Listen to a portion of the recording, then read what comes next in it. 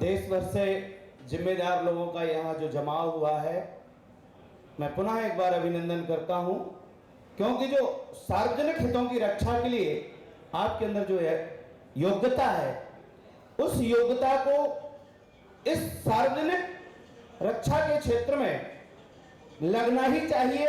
ये ईश्वर की इच्छा है।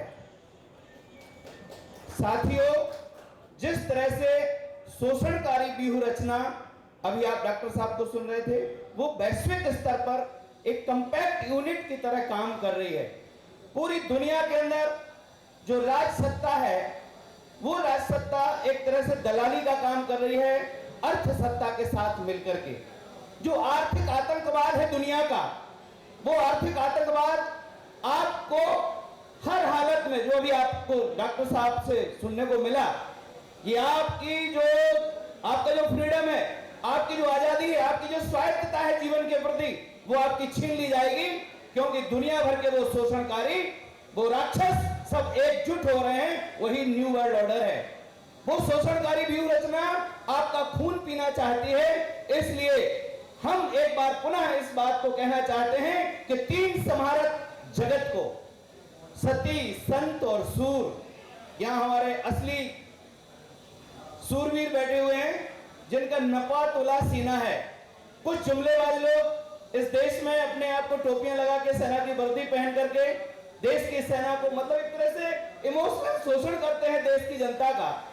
उन आस्था के मंच से शोषण करने वाले लोगों से सावधान करने के लिए आज से ही आपको पूर्णकालिक परिव्राजक बन के, पार्ट टाइम काम नहीं है, बहुत बड़ी चुनौती है। आप समझ लो विश्व भर के राक्षसों से लड़ने के लिए निकले हो, दुनिया भर के राक्षसों से, मायावियों से लड़ने निकले हो। आपको एक बात हम याद दिलाना चाहते हैं, जब राम के साथ लक्ष्मण इंटरनेशनल उस यात्रा में गए, जो पूरी दुनिया में एक बहुत बड़ा आतंकवादी रावण नाम का राक्षस था, तो अयोध्या से जब यात्रा शुरू होती है तो उनके साथ उनका भाई लक्ष्मण जब साथ जाने के लिए आग्रह करता है, तो उनकी मां समझाती है कि हे लक्ष्मण, यदि लोक कल्याण के लिए तुम निकल रहे हो तो तुम्हें 5 बातों को याद रखना पड़ेगा। वो 5 बातें इतनी महत्वपूर्ण है, यदि एक एक जांबाज उनको गठिया लेगा, अर्थात उसको ठीकता से, गंभीरता से पकड़ लेगा, तो अपन इस विजन को पूरा कर पाएंगे। वो मां है सुमित्रा। लक्ष्मण की माता ने कहा कि लक्ष्मण, तुम लोक कल्याण के जा तो रहे हो राम के साथ, लेकिन भैया तुम्हें 5 बातें बहुत गंभीरता से पकड़नी है। और वो बातें हैं राग, रोष, ईर्ष्या, मद, मोह। क्या क्या? राग, रोष, ईर्ष्या, मद, मोह और जन सपनेहु इनके बस होहु।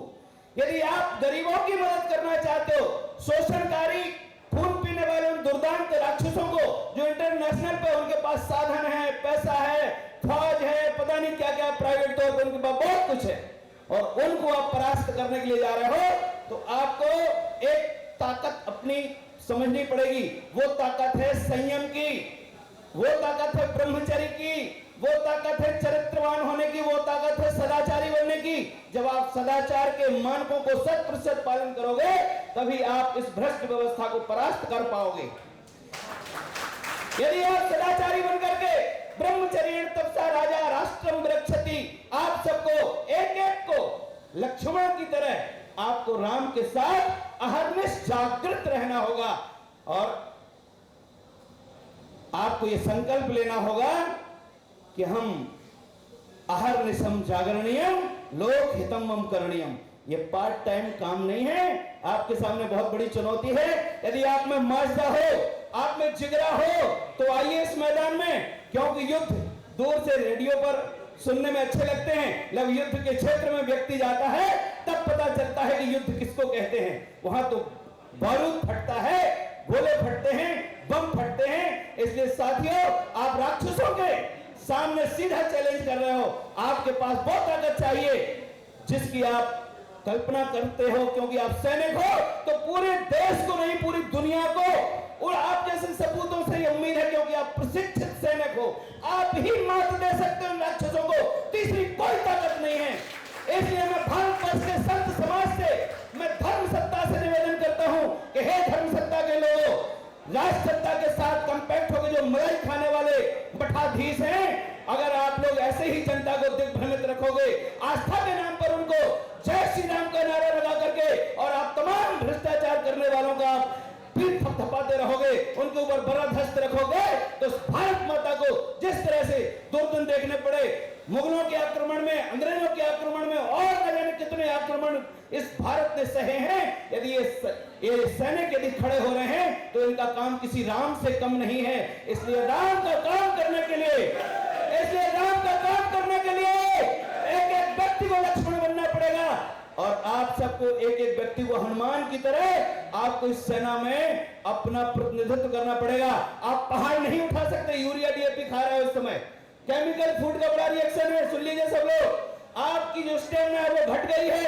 यदि आपकी स्टेमिना घट गई है तो आप पहाड़ नहीं उठा सकते, लेकिन यदि आप पत्थर भी तबीयत से उठा लोगे तो आप राक्षसों को चूर्ण बना दोगे, आप राक्षसों का पाउडर बना दोगे।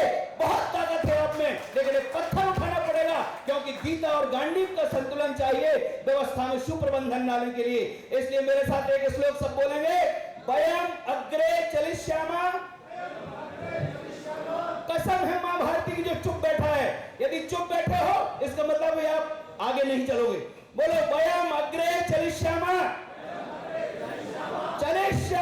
निरंतरम दुर्जनान दंडयिष्यामः रक्षयिष्यामः च सज्जनान।